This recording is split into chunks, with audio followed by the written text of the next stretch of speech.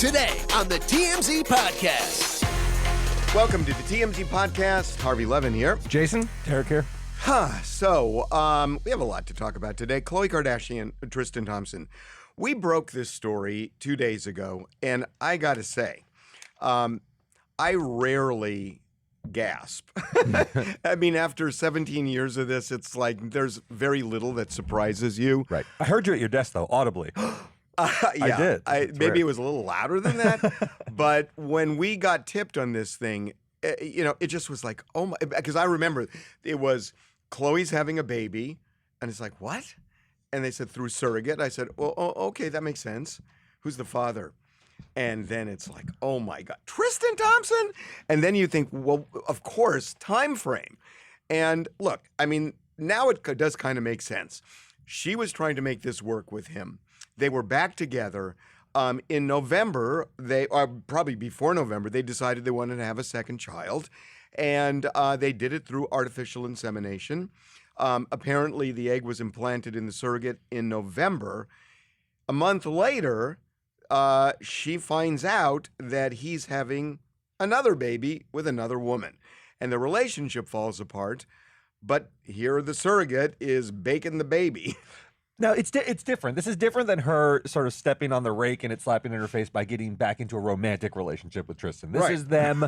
No, he's right. It is a different situation. This is them expanding their family, which is arguably even more of an entanglement with someone. But it's different. It is different than totally, like her continuing different to sleep entanglement. with him. It's not arguably more. By the way, there's no difference between this and a couple that where the husband impregnates the wife. They start having marital problems, and in the 8th month, they get divorced. Oh, there are differences. I'll talk about it in a minute. Go ahead. So Khloe and Tristan, what are the differences? Look, we can try and normalize this all we want. And by the way, at the beginning, they can do whatever the hell they want, right? Yes. We're not here. We're just here talking about it. That's a given. They can do whatever they want.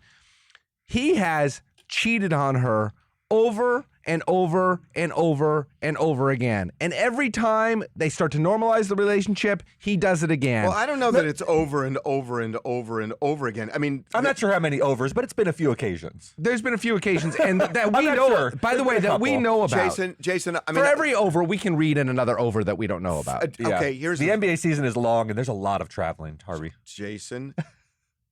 I don't want to get into specifics because I don't think it's fair. But you can think of political couples where the same thing has happened, and nobody drags them. Well, no, first of all, they do get dragged. Not like. Secondly, I'm not dragging them. Again, they can do whatever they want. But the idea that it's just like, oh, well, then they know each other and they can expand, and True can have a sibling. She clearly believed that this was going to work. And I mean, look, she wouldn't be the first person to be right or wrong. And let me reframe it. If she thought it was going to work, she's hopelessly naive.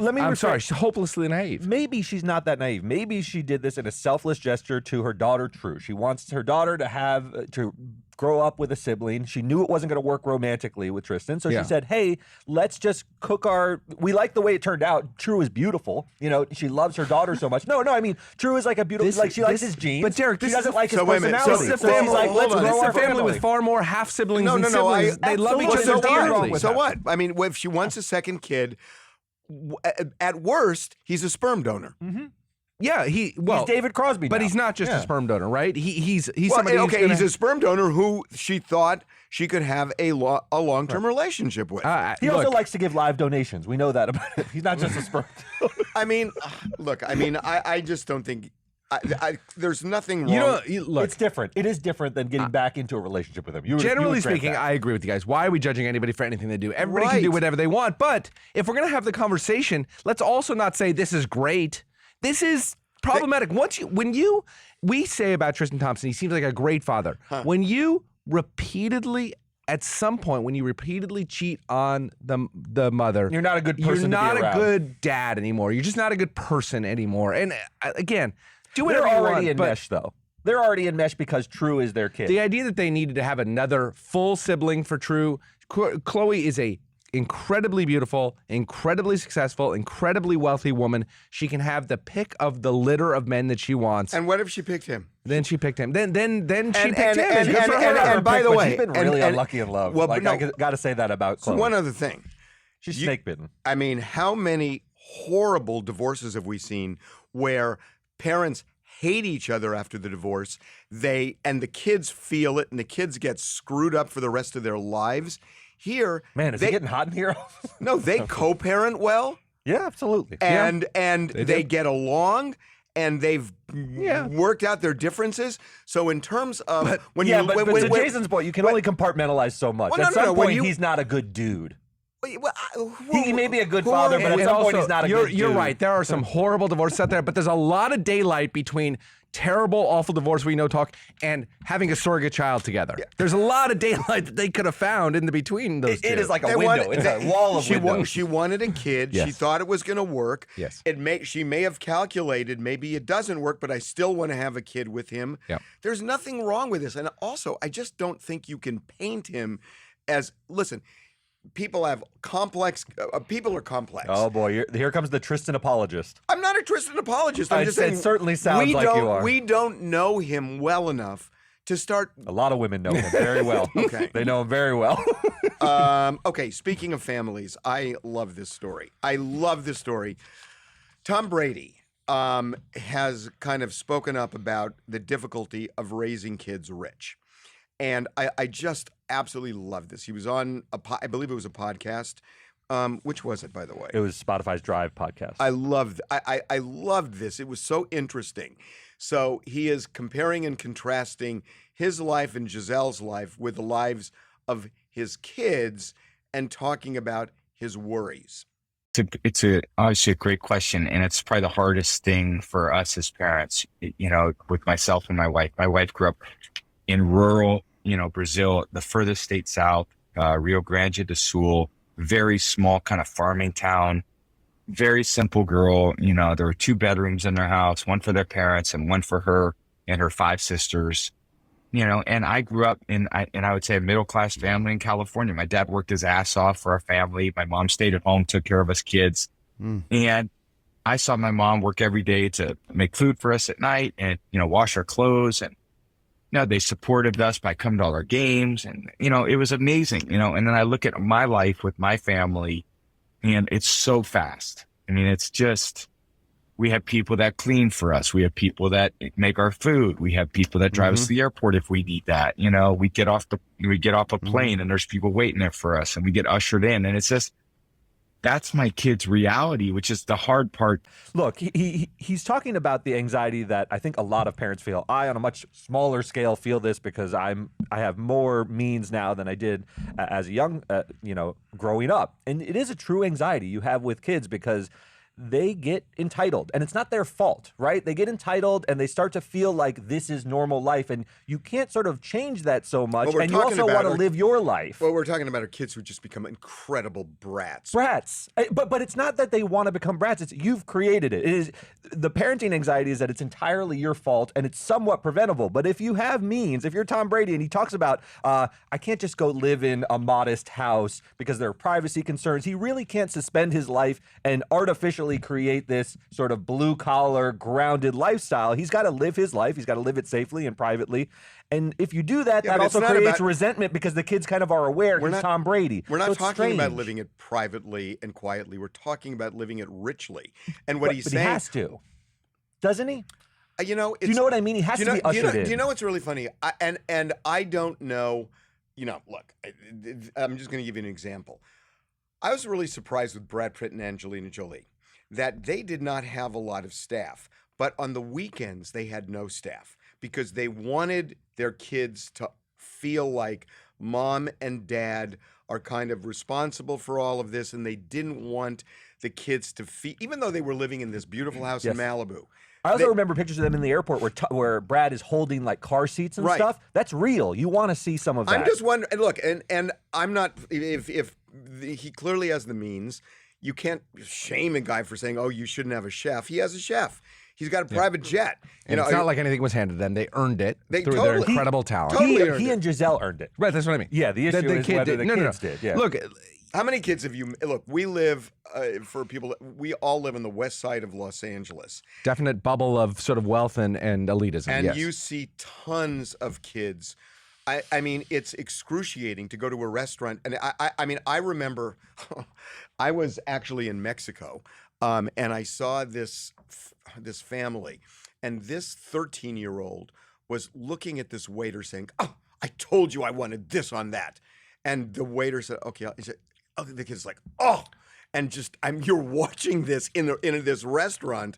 I saw Nixie break into a full tantrum over whether her ski boots were a little bit too tight, and it made me cringe. I didn't ski until I was 30 years old. That's his kid. It's your kid. Yeah, we overstate this a little bit. I really do think there are. Yes, there are. Kids are annoying and will complain about the shoes that they're going to put their feet into. And the waffles at the buffet, but they're going to complain about the waffles they get at home that their mom makes them if they're not as privileged. But right? there's a difference. No, but look, I think we react to rich kids acting poorly much more than we do poor kids acting poorly. And I hate to use the word poor, but not rich kids acting poorly. I think we look. Do you think poor kids are more appreciative of nice things? No, than I don't. You think all kids are brats? I think all kids are brats. I think. Look, hold on. I think what you said is absolutely true. That we do react more to rich kids acting poorly. Yep.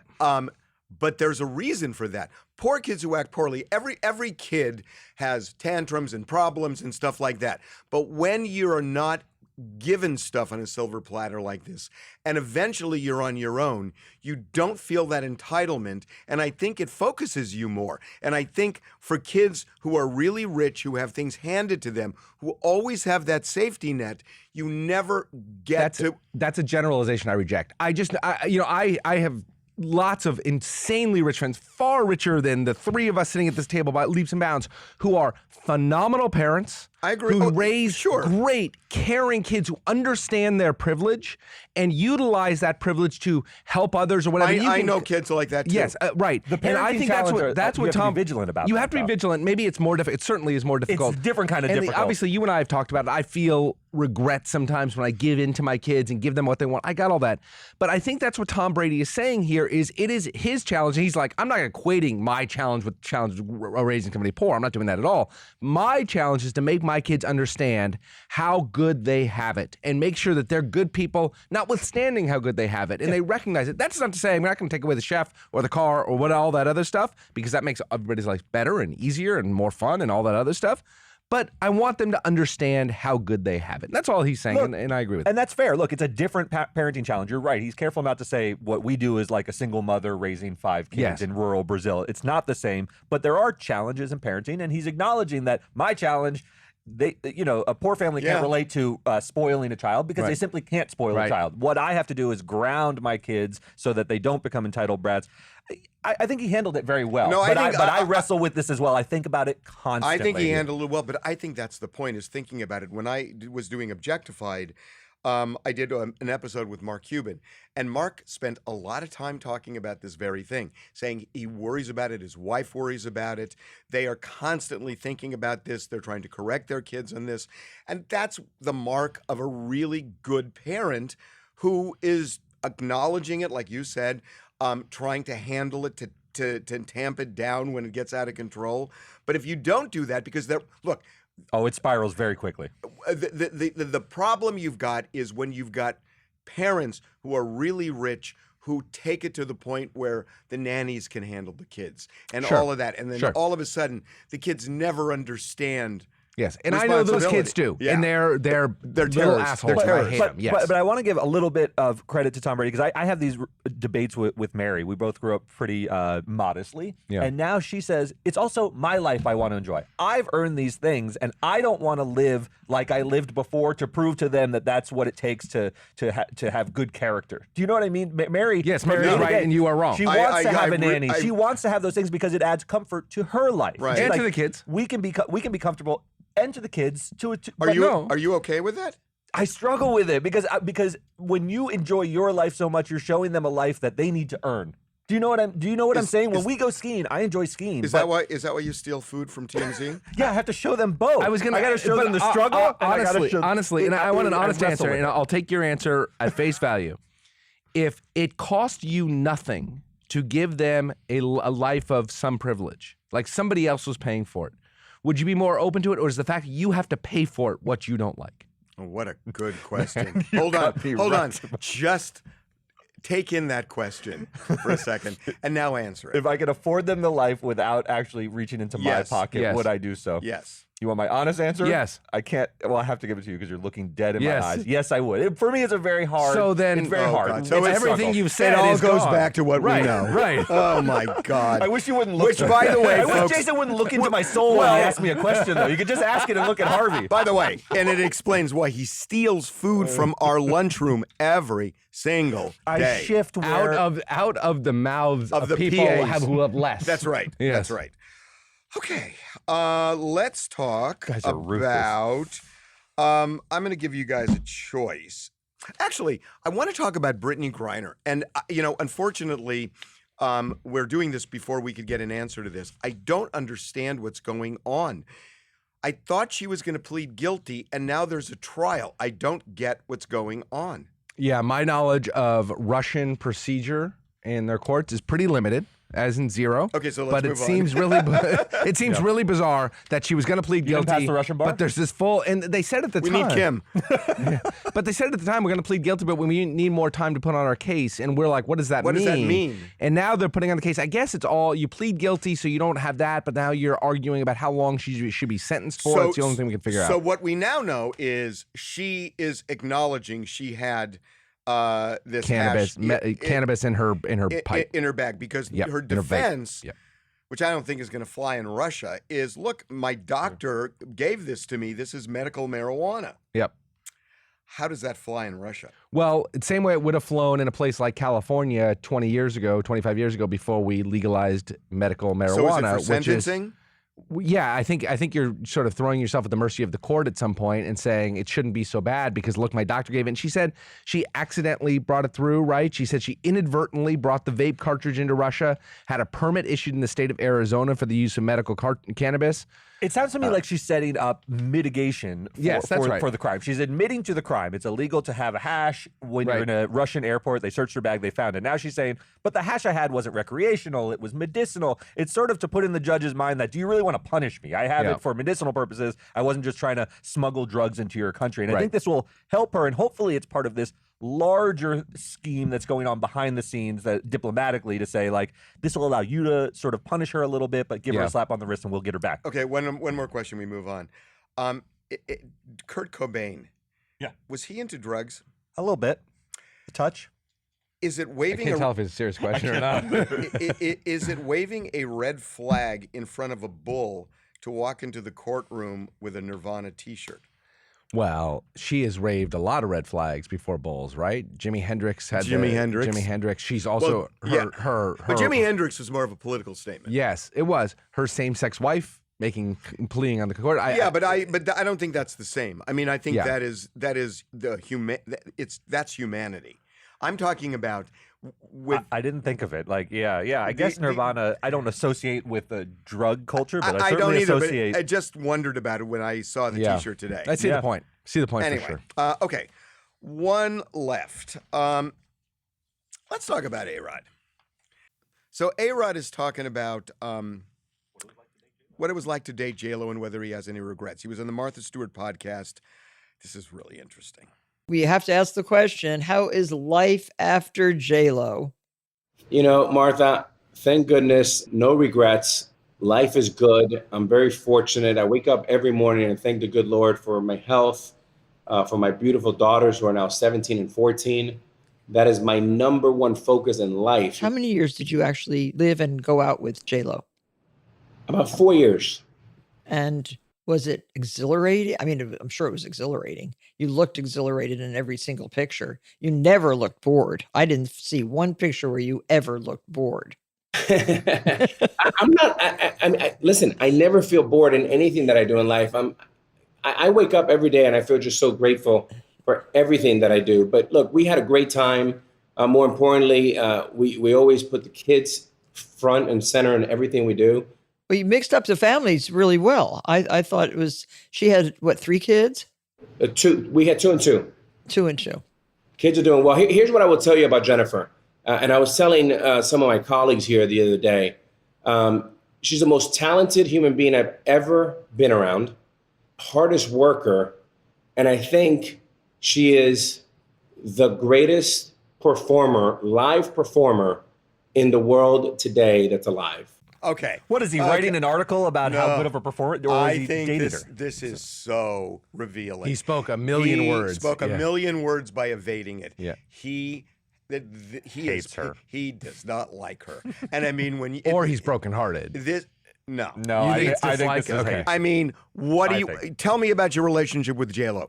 Well, you know, my first priority are my kids, so he totally evades it. He evades and evades and evades, and finally, his review of J-Lo is she's a great performer. She is so talented. It's like she's a crappy girlfriend. Martha gave him 15 opportunities. He could have said anything about her character. She's Anything. such a wonderful mother. She's such a sweet Oh, it person. didn't even have She's to be that. entirely loving. It he could goes to. It could have she's a good been. performer. It could have been. We had a wonderful time together. I loved her very much. The relationship ran its course. She's a great person who will always be special to me. None of that. That's Yes. all And the key platitudes is- people talking. The key is the last part. He could have just said great person, which Yeah. indicates that you know her as a person. Great person. I know she's a great performer. I know she's a triple threat. What are you telling me? You're just giving me sort of her resume Yeah. that everyone knows about. At It no doesn't point did he even say she's a great mother. He couldn't even Yes. say that. Yes. He It says was we remo- put the kids front and center, but he never Wow. talks about her mothering or her parenting. It is curdled. And it's curdled in that A-Rod way because Jason and I talk about this. There's something so false about his presentation. Do you feel that when you hear A-Rod talk? Maybe you don't. I don't want to put you on the spot, but I feel he's lame and he's false. He said, keeps saying, I'm so grateful when I wake up how and I about open this? my eyes. I'm never bored in anything I do in life. What? Yeah, we're all bored, We're man. all bored from time to time. He seems not human. Right. That's it. And it's hard to relate He's to him. inauthentic Yes. to the extreme. Yeah. So, I think Martha Stewart did a great job in this. Yeah. Fantastic. I think she's not an interviewer by trade, but she was great at this. Yes, because he answered. She powered through his bullshit. And she didn't power through by saying, "Answer my question." Right. She really kind of like leaned in. Velvet and- glove. Yeah. Yeah. I thought it was great. Yep. Good job, Martha. Good See job, ya. Martha. Have a good weekend, everybody. Bye.